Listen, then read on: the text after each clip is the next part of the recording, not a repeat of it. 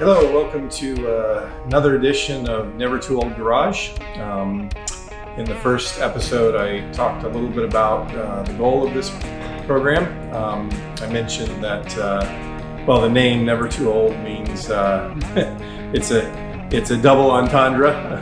It means I'm never too old and the car's never too old to be restored. So that's what we're hoping to prove throughout this process.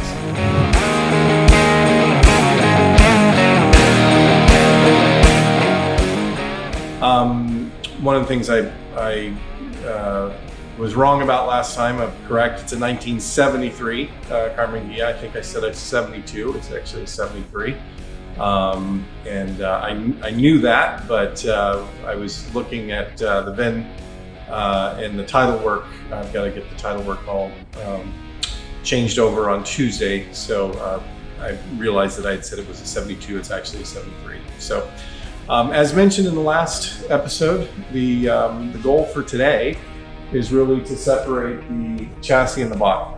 I'm going to build a dolly for the body so that we can move that around. And then, of course, as I mentioned before, I got these wheel dollies that I bought so that we can move the chassis around. So we'll be able to, freely move both pieces.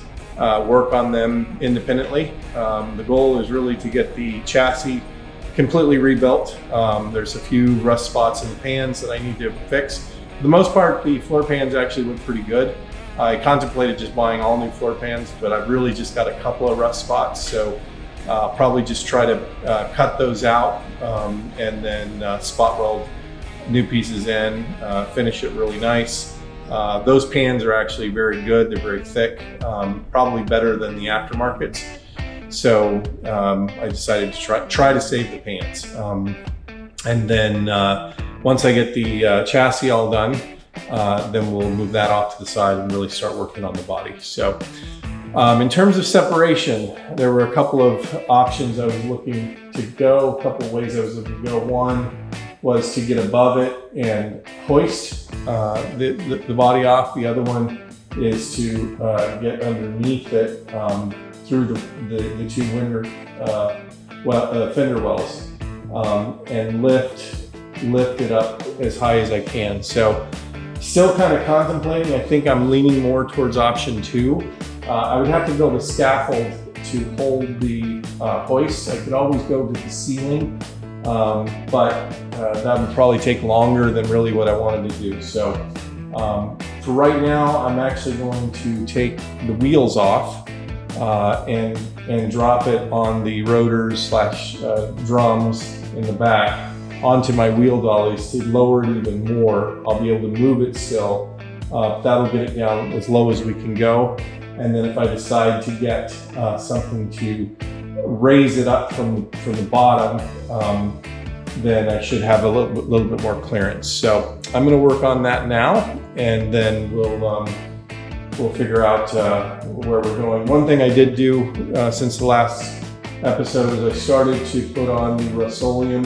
I ran out of Rust-Oleum, so I wasn't able to finish the whole thing, but it certainly has helped to stop any kind of oxidation. Living in Florida, there's a lot of obviously humidity in the air, and so I didn't want it to spot rust, even though it was very surface. I wanted to stop that. So I bought the rest of the Rust-Oleum rust, what was it called, rust repair or something, but it will then stop any kind of surface rust, and it's sandable and weldable, so I'll be able to still work on it, but not have to worry about any kind of rust happening while I'm working on it. So anyway, with that, I'm going to go ahead and work on getting the car lowered. And like I said, I'm going to take off the wheels, drop them all the way down to the rotors. Plan on replacing rotors, and I want to change the drum brakes in the back to full-on discs across, and I was going to do all that anyway. In fact, I want to change the hubs. These hubs have the old design where the stud actually goes into the hub, and I'd rather have the studs pressed in and then have a more of a modern lug nut that goes onto the studs. So these studs pull all the way out, which, you know, again, not a bad design, but I want to go with new rotors, new hubs. So we'll go that way. And like I said, I'm not worried about damaging rotors or drums.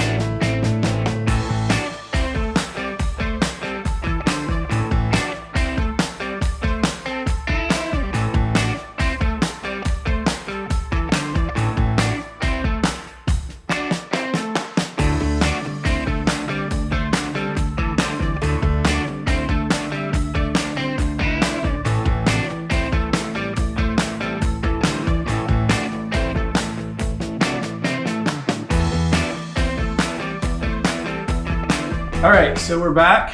What we're gonna do, we started to do it with just the 2 jacks and the low profile jack, but it started to move and didn't want to be unsafe. So what we're gonna do is, I went and bought 2 more of these jacks. They're only $59. At this point, it's better to spend a little bit more and be safe than have to pay a hospital bill. So the other thing is these 2x4s, I think they're fine. They bow a little bit, but again, better safe than sorry. We bought 4x4s. Those for sure will be able to hold it. So the idea is we'll get it on the 4x4s. We'll raise it up as far as we need to go. We'll move the chassis out. And then I've got the other 4x4s that I'm going to use to build the dolly. So we'll build a body dolly while it's up, it's suspended. It'll just be easier just to do it while it's up in the air. So that's the plan. So right now we're going to go ahead and get the 4x4s, put those in, put my other 2 jacks in, change that one to a 4x4, and with that we should be able to lift the entire body up high enough that we can slide the chassis out. We've got to clear these shock towers here. We have to clear the fenders. So we've got about probably another foot and a half that we need to go up. So it's going to be pretty high, and that's okay. I mean, once we get it to clear, then we can move the chassis out, put the dolly together, move the body around, and then bring the chassis back in. But we'll probably clean the chassis while it's outside. All right, let's do it.